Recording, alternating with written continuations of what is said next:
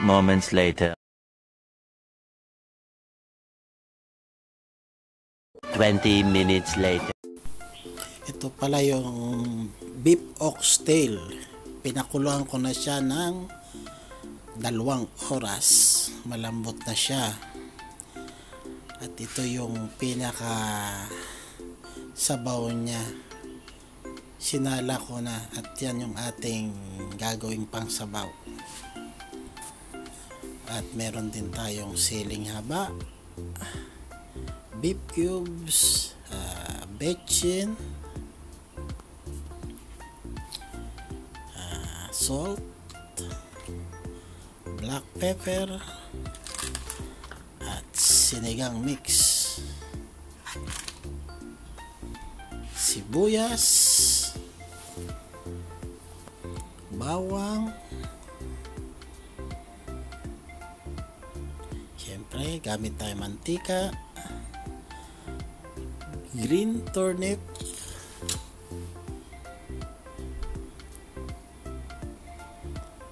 purple turnip,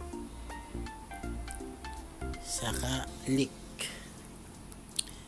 Yan yung mga ingredients natin ngayong araw sa ating new recipe.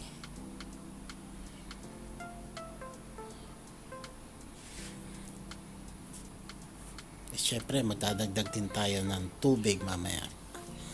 Papainit tayo ng kaldero na may mantika. Inilagay ko na ang sibuyas,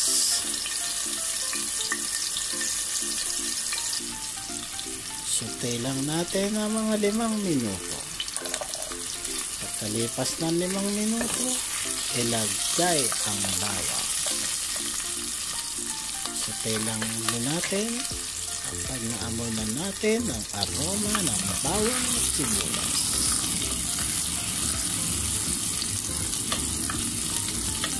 halo lang natin.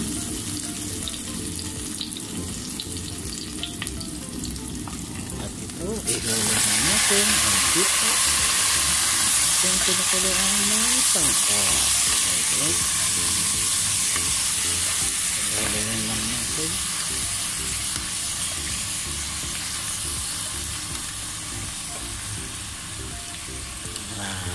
10 minutes. Yan, okay na. Pagkalipas ng 10 minuto, ilagay na natin yung sabaw na pinagpakuluan.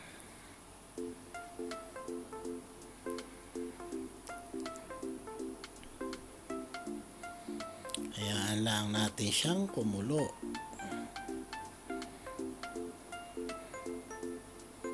Ilalagay ko na dito ang leek.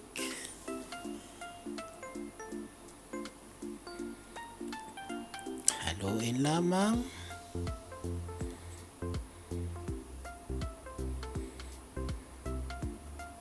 Takloban po natin. Yan na, 10 minuto, kumukulo na.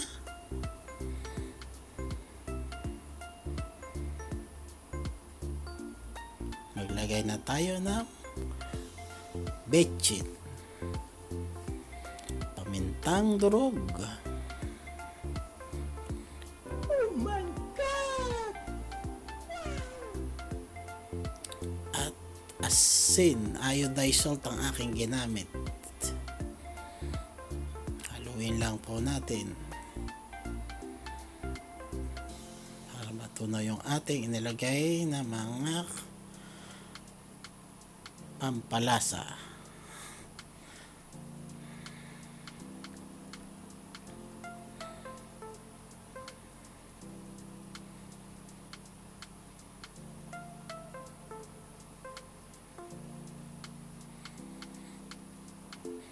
Pagkatapos, ilagay na natin yung green turnip at purple turnip. Sabay-sabay na lang yan.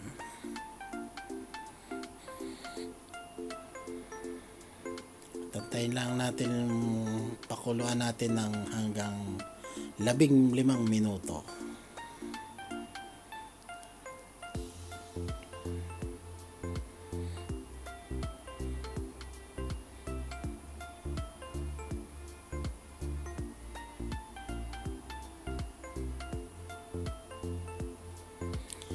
Pagkatapos ng 15 minuto, yan, okay na. Inilagay ko na yung kalahating beef cubes.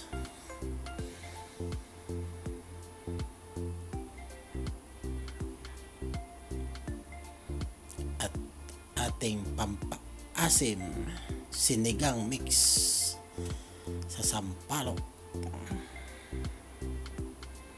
Luin lang natin.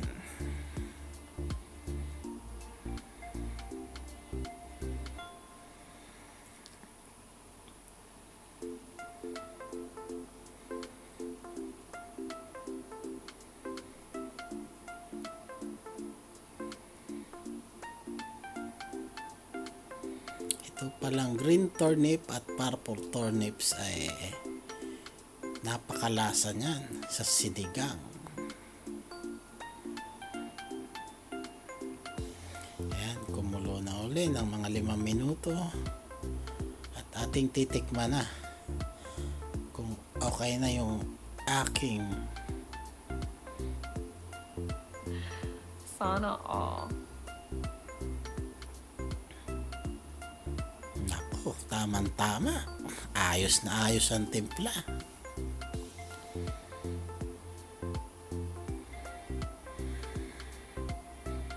Yan, napakalambot ng ating beef oxtail na yan.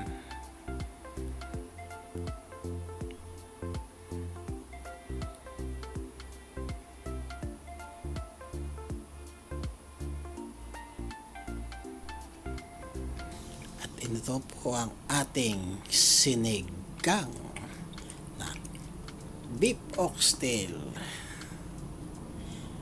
na may green turnip, purple turnip, and leek. Huwag nga pala niyong kalimutan na mag-like, share, subscribe sa aking YouTube channel, Tolits PH Vlog. Maraming salamat po sa inyo.